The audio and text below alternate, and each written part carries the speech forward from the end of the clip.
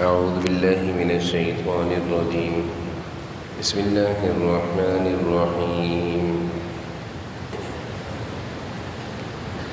ولما دخلوا من حيث أمرهم أبوهم ما كان يغني عنهم من الله من شيء إلا حاجة في نفس يعقوب قضاها وإنه لذو علم لما علمناه ولكن أكثر الناس لا يعلمون.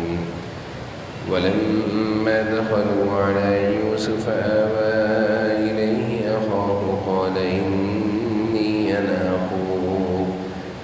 إني أنا أخوك فلا تبتئس بما كانوا يعملون. فلما جهزهم بجهازهم جعل السقاية في رحل أخيه ثم أذن مؤذن أيتها العير إنكم لسارقون. قالوا وأقبلوا عليهم ماذا تفقدون. قالوا نفقد صواع الملك ولمن جاء به حمل بعير وأنا به زعيم. قالوا تالله لقد علمتم ما جئنا لنفسد في الأرض وما كنا سارقين. قالوا فما جزاؤه إن كنتم كاذبين. قالوا جزاؤه من وجد في رحله وهو جزاؤه كذلك نجزي الظالمين. صدق اللہ العظیم. سورہ یوسف کا الحمدللہ درس چل رہا ہے.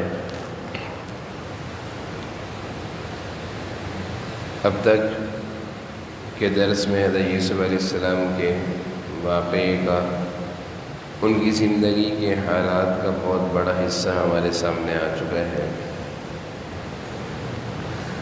آج جو آیتیں میں نے تلاوت کی ہیں، ان آیتوں میں ایک واقعے کا تذکرہ ہے.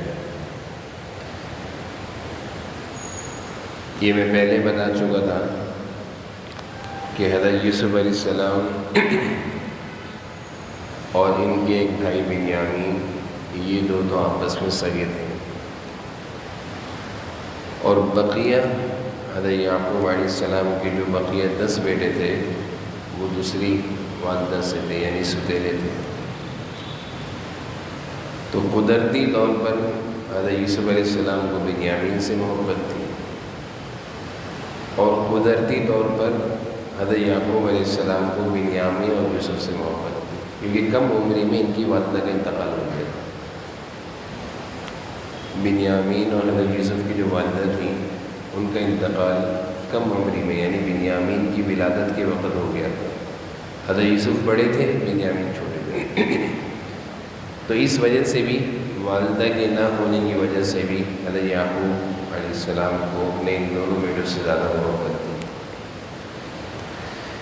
اسی محبت کی زیادتی کی وجہ سے بھائیوں کو یہ محبت برداشت نہیں تھی. یہ بات بھی ہمارے سامنے آ چکی ہے. اسی وجہ سے حضرت یوسف علیہ السلام کو ابا سے دور کرنے کے لیے کنویں میں ڈال دیا اور مصر پہنچا دیا. اب رہ گئے بنیامین. جب بنیامین رہ گئے تو حضرت یعقوب علیہ السلام کی محبت بنیامین کی طرف آ گئی. توجہ اور محبت بنیامین کی طرف آ گئی کہ یہ اکیلا رہ گیا. اس کا ایک بھائی تھا، اس کو تو بقیہ 10 بھائیوں نے مار دیا، پھینک دیا، مجھ سے دور کر دیا. تو حضرت یعقوب کی ساری توجہ اب بنیامین پر تھی. جب بنیامین پر توجہ بڑھی، محبت بڑھی، تو بقیہ 10 بھائیوں کو یہ بھی برداشت نہ ہوا. تو وہ بنیامین کو چھوٹی تکلیفیں، اذیتیں دیتے رہتے تھے. وہ کام تو نہیں کیا جو یوسف کے ساتھ کیا، لیکن ابا کے موجودگی میں ہی بنیامین کے ساتھ اپنا غصہ، حسد نکالتے رہتے تھے، جس سے بنیامین تنگ تھے. ایک تو بنیامین کو یوسف کی جدائی کا غم تھا، اور دوسرا بھائیوں کی تکلیف کا سامنا تھا. تو جب حضرت یوسف علیہ السلام نے بنیامین کو کسی بہانے بلوایا اپنے پاس، جو گزشتہ واقعے میں آ چکا ہے نا کہ اگلی دفعہ جب آؤ تو بنیامین کو لے کر آنا، جب بنیامین کے ساتھ بقیہ 10 بھائی مصر پہنچے ہیں تو حضرت یوسف علیہ السلام نے بنیامین کو اپنے پاس بلا لیا، اپنے پاس بٹھایا اور اس بات کا اظہار بھی کر دیا کہ بنیامین میں تمہارا بھائی یوسف ہوں۔ سب سے پہلے حضرت یوسف علیہ السلام نے اپنا اظہار کس کے سامنے کر رہے ہیں؟ سگے بھائی کے سامنے، اس سے پہلے اپنے 10 بھائیوں کے سامنے نہیں کیا۔ انہوں نے دیکھا، پہچان گئے واقعی تم یوسف ہو، تو پرانی یادیں اور ایک سگے بھائی کا تعلق دوبارہ سے قائم ہو گیا۔ تو بنیامین نے یوسف کے سامنے اپنی تکلیف کا اظہار کیا کہ تم تو چلے گئے، تم نے تو بہت زیادہ تکلیفیں برداشت کی، لیکن میں اب تک تکلیفیں ان بھائیوں کی سہ رہا ہوں، میرا دل نہیں لگتا، میں اذیتوں کا شکار ہوں، ایسا کروں مجھے کسی طرح اپنے پاس روک لو۔ حضرت یوسف علیہ السلام نے اپنے پاس روکنے کے لیے کہا کہ بھائی میں ایسے تو نہیں روک سکتا، کیا کرنا ہوگا؟ کہا کہ تم پر ایک چوری کا الزام لگے گا اور اس الزام کے بدلے میں تمہیں یہاں پہ ہم روک لیں گے، کیونکہ حضرت یعقوب علیہ السلام کی شریعت میں چور کی سزا کیا تھی؟ جس کی چوری کی زندگی بھر اس کی غلامی۔ چور نے جس کا مال چوری کیا ہے اگر پکڑا گیا تو اسی کی زندگی بھر غلامی کرے گا، اسی کے پاس رہے گا، اسی کی خدمت کرے گا جب تک وہ زندہ ہے۔ یہ چور کی سزا ہے۔ تو یوسف علیہ السلام نے بنیامین سے کہا کہ ٹھیک ہے، اگر تم میرے پاس رکنا چاہتے ہو تو روکنے کے لیے ایک ہی طریقہ ہے کہ تمہارے سامان میں اپنے دربار کی کوئی چیز رکھ دوں گا، ایک پیالہ رکھ دوں گا، اور بعد میں کہوں گا بھائی تم نے ہمارا سامان چوری کیا ہے، تم میں سے وہ سامان نکلے گا اور چور کی سزا تو یہی ہوگی کہ تم میرے پاس ہی رہو گے۔ بنیامین نے کہا مجھے یہ گوارا ہے، مجھ پر وقتی طور پر چوری کا الزام لگ جائے یہ برداشت ہے، لیکن یہ بھائیوں کی جو تکلیف میں سہ رہا ہوں 40 سال سے، یہ برداشت نہیں۔ تو حضرت یوسف علیہ السلام نے بنیامین کو اپنے پاس رکھنے کا طریقہ یہ اختیار کیا کہ جب سب کا سامان باندھ دیا، جب سب کا سامان راشن ایک ایک تیار کر دیا، تو راشن باندھنے والوں سے کہا کہ بنیامین کے سامان میں میرا جو پانی پینے کا پیالہ ہے، ایک خاص پیالہ تھا حضرت یوسف علیہ السلام کا، وہ پیالہ بنیامین کے سامان میں خاموشی سے رکھ دینا۔ انہوں نے اسی طرح کیا۔ یہ سب بھائی جب سامان لے کر چل پڑے، اپنے اپنے اونٹوں پر سوار ہوئے اور چل پڑے، بنیامین بھی چل پڑے کنعان جانے کے لیے، راشن لینے آئے تھے، واپس جا رہے تھے، تو پیچھے سے آواز لگانے والے نے آواز لگائی، یعنی حضرت یوسف علیہ السلام کے دربار میں جو کام کرنے والے تھے انہوں نے آواز لگائی، ایک قافلے والوں، ایتھا العیر، ایک قافلے والوں، انکم لسارقون، ایسا لگتا ہے تم میں سے کسی نے چوری کری ہے۔ سارے بھائی ایک دم پریشان ہو گئے اور کہا کہ ہم تو چوری کرنے والوں میں سے نہیں ہیں، نہ ہم زمین میں فساد کرنے والوں میں سے ہیں۔ تو جس نے یہ اعلان کیا تھا، جو حضرت یوسف علیہ السلام کے دربار میں کام کرنے والا تھا، ملازم تھا، اس نے کہا کہ جو بادشاہ کا ایک پیالہ چوری ہوا ہے، جو وہ پیالہ لے کر آئے گا تو اس کو انعام میں ایک اونٹ غلہ ملے گا۔ یعنی جس نے ہمارے ساتھ اس پیالے کو تلاش کرنے میں ہماری مدد کری اور وہ پیالہ ہم تک پہنچایا، کہتے ہیں نا بھائی چور کو پکڑنے میں مدد کری تو انعام ملے گا، تو اس کو انعام ملے گا۔ تو سارے بھائیوں نے کہا بھائی ہم میں سے کوئی چور نہیں ہے، نہ ہم زمین میں فساد کرنے والے ہیں، ہم تو ایک نبی کی اولاد میں سے ہیں، ہم ایسا کام تھوڑی کریں گے۔ تو وہ آواز لگانے والے نے کہا، وہ ملازم نے، کہ اگر تم میں سے کسی کی بات سے سامان نکل گیا تو اس کی کیا سزا ہے؟ تو بھائیوں نے کہا اس کی سزا وہی ہے، وہ زندگی بھر غلامی کرے گا، جس کے پاس سے بھی سامان نکلا تو وہ زندگی بھر بادشاہ کا ملازم بن کر رہے گا۔ سامان کی تلاشی شروع ہوئی، پہلے سارے بھائیوں کا سامان تلاش کیا، پھر آخر میں بنیامین کا سامان تلاش ہوا تو ان کے پاس سے وہ پیالہ نکل آیا۔ جب پیالہ نکل آیا تو وہ سزا پہلے مقرر ہو چکی تھی کہ بنیامین اس کے مقابلے میں جس کے پاس سے سامان نکلے گا وہی رکے گا۔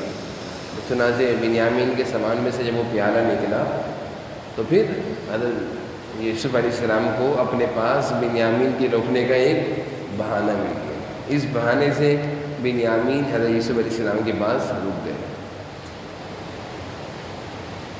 بنیامین کو اس طریقے سے روکنے میں حضرت یعقوب علیہ السلام کو تو تکلیف ہوگی نا، کہ پہلے ایک بیٹے کی جدائی، اب یہ بھائی دوبارہ جائیں گے والد کو اطلاع دیں گے کہ ابا ایسا ہو گیا۔ حضرت یعقوب تو یقین نہیں کریں گے کہ تم نے پہلے بھی جھوٹ بولا تھا اور اب بھی تم جھوٹ بول رہے ہو، تم اپنی طرف سے کچھ بات بنا کر لائے ہو۔ تو اس میں تو حضرت یوسف علیہ السلام کی طرف سے بھی والد صاحب کو تکلیف پہنچ رہی ہے بنیامین کے روکنے میں۔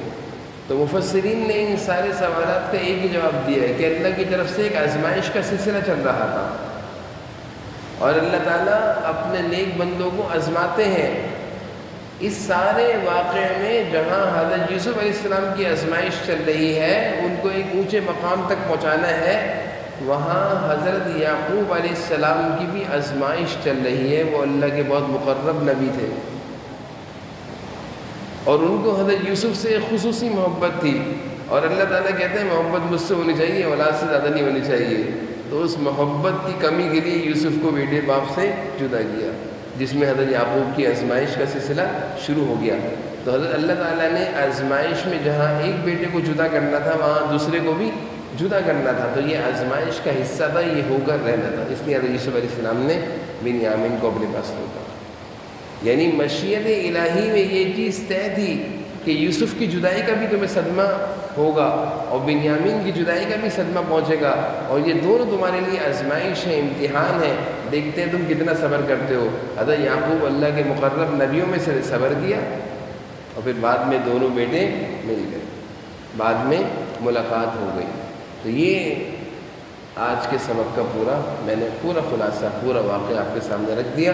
اور وہ جو آخر میں نے ایک سوال رکھا ہے کہ سوال پیدا ہو سکتا ہے کہ یوسف علیہ السلام نے ایسا کیوں کیا، بنیامین کو روکنے کے لیے والد صاحب کو تکلیف کیوں دی، تو میں نے بتا دیا کہ اللہ کی طرف سے ایک سلسلہ چل رہا ہے، ایک آزمائش کا سلسلہ چل رہا ہے، اور اللہ کی طرف سے آزمائش۔ دیکھیں یوسف علیہ السلام کو کتنے سارے موقع ملے کہ وہ اطلاع دے سکتے تھے ابا کو کہ میں یوسف ہوں، ابا کو بتا دینا پریشان نہ ہو، لیکن اب تک اطلاع نہیں دے رہے۔ بنیامین کو تو بتا دیا میں یوسف ہوں، ابا کو کیوں؟ اس میں بھی آزمائش تھی، اللہ کی طرف سے ان کو وحی کی طرف سے منع کیا گیا تھا کہ ابھی نہیں بتانا، ابھی نہیں بتانا، ابھی آزمائش چل رہی ہے۔ تو اللہ تعالیٰ اپنے محبوب اور مقرب بندوں کو آزماتے ہیں، اور اب اللہ کے جو محبوب اور مقرب بندے ہوتے ہیں وہ اللہ کی آزمائش میں پورا اتر کر اللہ تعالیٰ ان کو اور اونچے درجات عطا فرماتے ہیں۔ جیسے باپ ہو تو اپنے بیٹوں میں سے ہر بیٹے کو آزماتا ہے، کسی کو دے کر آزماتا ہے، کسی کو نہیں دیتا، دیکھتا ہے کہ دیکھتا ہوں میری بات بہت مانتا ہے، میری نہ دینے پر صبر کون کرتا ہے؟ تو جو بیٹا خاموش رہتا ہے صبر کرتا ہے، باپ بیٹا تو ہی میرا سب سے مقرب بندہ ہے، بیٹا ہے۔ تو یہ ایک نظام ہے۔ اب ترجمہ دیکھیے۔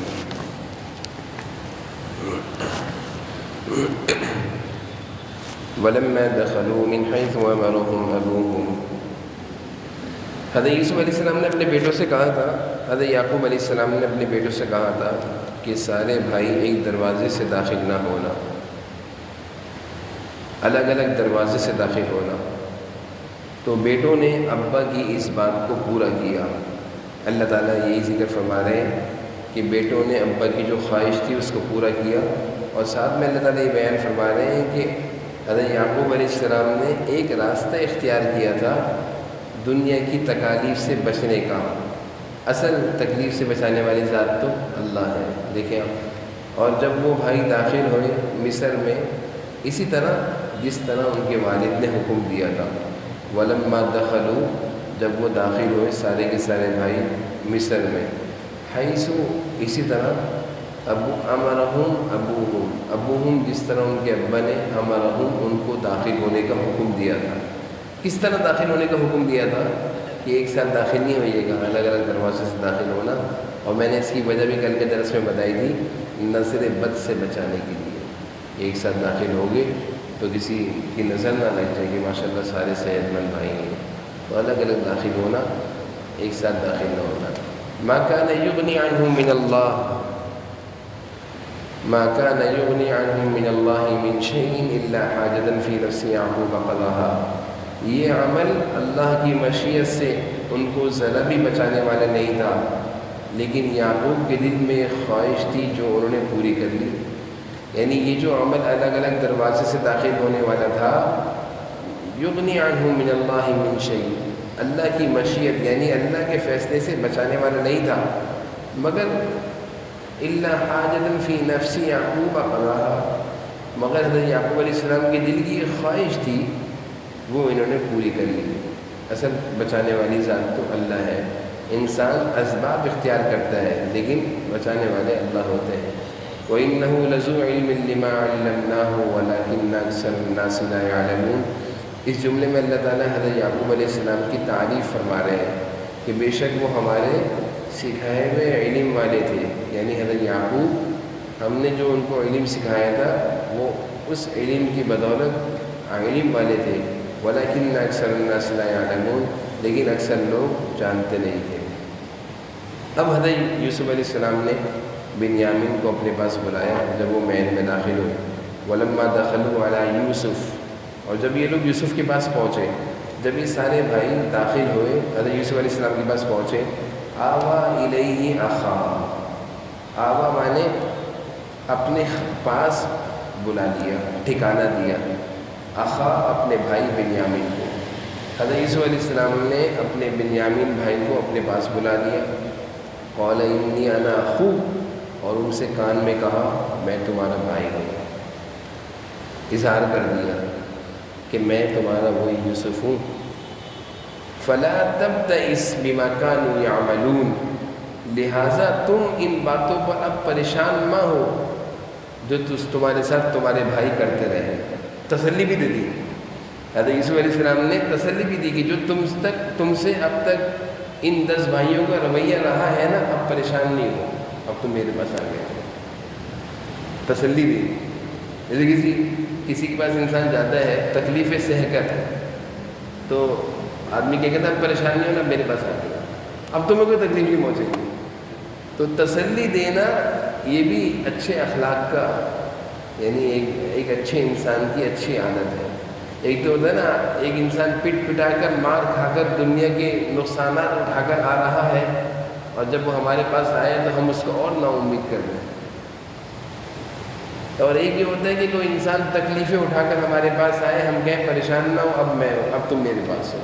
حضرت یوسف علیہ السلام نے کتنے واضح الفاظوں میں کہا فلا تبتئس بما كانوا يعملون، جو کچھ تمہارے بھائی تمہارے ساتھ کرتے رہے اب مایوس نہ ہونا، اب تم میرے پاس آ گئے۔ تو بھائی جب کوئی آدمی ہمارے پاس آیا کرے دنیا کے جھمیلوں اور چکر پریشانیوں سے نکل کر، تو ہم کبھی کبھی کسی کو تسلی دے دیا کریں، اس کو سکون دے دیا کریں۔ اب وہی سامان کی تیاری اور سامان میں پیالے کا رکھنا۔ فلما جہزہم بجہازہم، جب یوسف علیہ السلام نے ان کا سامان تیار کیا، جہزہم بجہازہم مانے سامان تیار کیا، جعل السقایۃ فی رحل اخیہ، سقایہ کہتے ہیں پانی پینے کا پیالہ، ایک خاص پیالہ تھا، سقایہ پانی پینے کا پیالہ، فی رحل اخیہ، رحل مانے سامان، اخی اپنے بھائی کے سامان میں وہ پیالہ، جعل مانے رکھ دیا۔ ترجمہ سمجھ میں آ رہا ہے؟ جعل مانے رکھ دیا، سقایہ اس پیالے کو، فی رحل، رحل کہتے ہیں سامان میں، اخی اپنے بھائی، کون سے بھائی؟ ہاں بھائی بنیامین کے سامان میں رکھ دیا۔ ثم اذن مؤذن، اور پھر یہ قافلہ تیار ہوا اور سارے بھائی اپنا اپنا سامان اپنے اپنے اونٹ کو لے کر روانہ ہوئے، تو پیچھے سے آواز لگائی۔ اذن مؤذن مانے کیا ہوتا ہے؟ مؤذن کو مؤذن کیوں بھی دیتے ہیں؟ وہ اذان نہیں دیتا، وہ آواز دیتا ہے آجو نماز کے لیے، تو یہ لیکن مؤذن کے لفظ ہمارے قرآن میں آیا ہے۔ اذن مؤذن، پیچھے سے ایک آواز دینے والے نے آواز دی، وہ کون تھا آواز دینے والا؟ حضرت یوسف علیہ السلام کے دربار میں کام کرنے والا ملازم تھا۔ تو مؤذن بھی تو اذان دے کر آواز دیتا ہے نا سب کو، آ جاؤ نماز کے لیے۔ ایتھا العیر، اے قافلے والو، انکم لسارقون، تم سب کون ہو؟ تم سب چور ہو۔ قالوا واقبلوا علیہم ماذا تفقدون، ان سب بھائیوں نے اس کی طرف متوجہ ہو کر کہا کیا چیز گم ہو گئی ہے. اقبلوا مانے اس آواز دینے والی کی طرف متوجہ ہوئے اور کہا، قالوا کہا، کیا کہا، ماذا تفقدون، کیا چیز گم ہو گئی ہے. تفقدون بادشاہ کی کیا چیز گم ہو گئی ہے. قالوا نفقد سواع الملک ولمن جاء به عن بعیر وانا به زعیم. انہوں نے کہا نفقد، ہم سے بادشاہ کا پیمانہ نہیں ملتا. نفقد مانے گم ہو گیا ہے. کیا؟ سواع الملک، بادشاہ کا پانی پینے کا پیالہ. سواع الملک، ہمیں بادشاہ کا پیمانہ نہیں ملتا. پیمانہ پیالے کو بھی کہتے ہیں، اور پیمانہ جس پیالے سے کوئی چیز کسی کو ناپ کر دی جائے. سواع بادشاہ کا پیالہ. وَلِمَنْ جَاءَ بِهِ حِمْلُ بَعِيرٍ، اور جو اس کو وَلِمَنْ جَاءَ بِهِ حِمْلُ بَعِيرٍ، جو وہ پیالہ لے کر آئے گا انعام میں اس کو ایک اونٹ ملے گا پورا سامان سے لدا ہوا.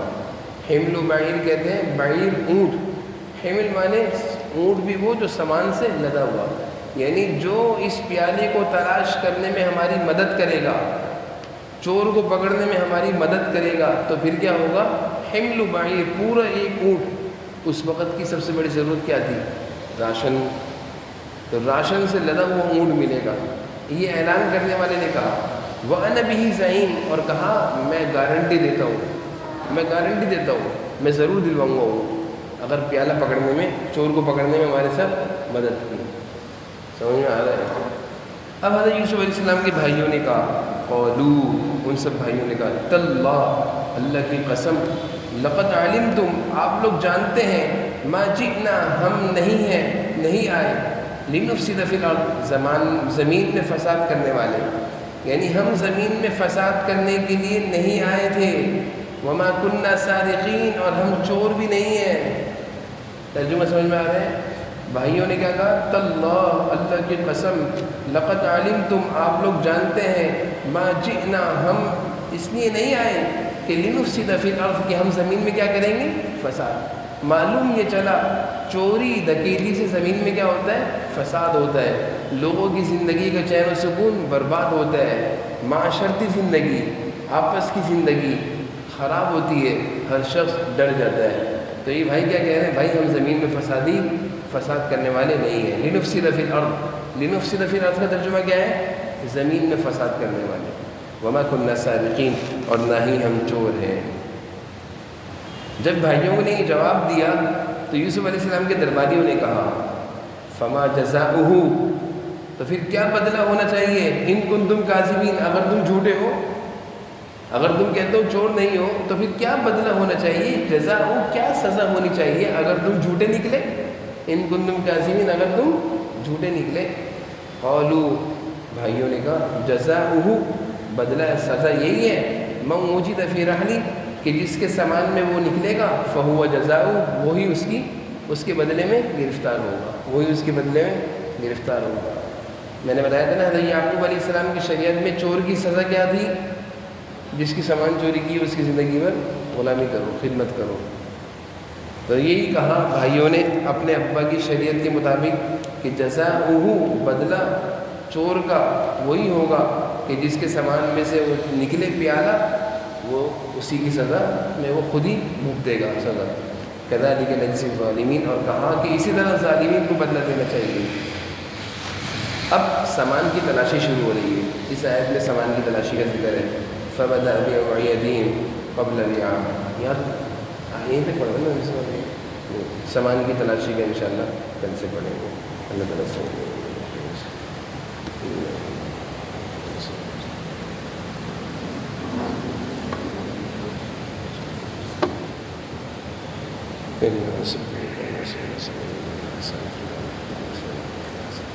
صلی اللہ تعالیٰ علیہ وسلم.